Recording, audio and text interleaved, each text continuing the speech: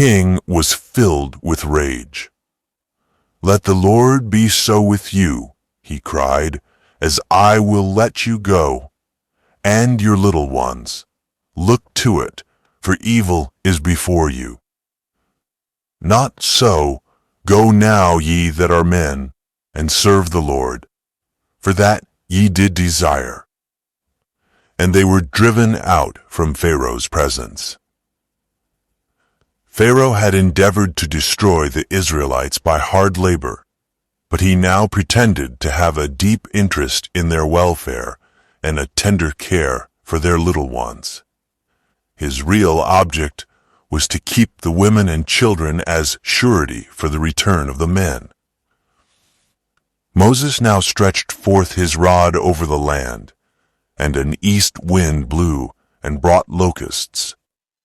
Very grievous were they. Before them there were no such locusts as they, neither after them shall be such. They filled the sky till the land was darkened, and devoured every green thing remaining. Pharaoh sent for the prophets in haste and said, "I have sinned against the Lord your God and against you. Now therefore forgive, I pray thee, my sin only this once, and entreat the Lord your God, that he may take away from me this death only." They did so, and the strong west wind carried away the locusts toward the Red Sea.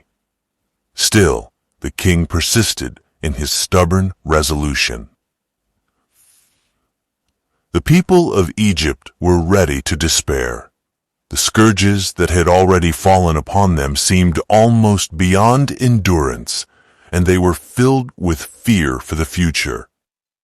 The nation had worshipped Pharaoh as a representative of their God, but many were now convinced that he was opposing himself to one who made all the powers of nature the ministers of his will.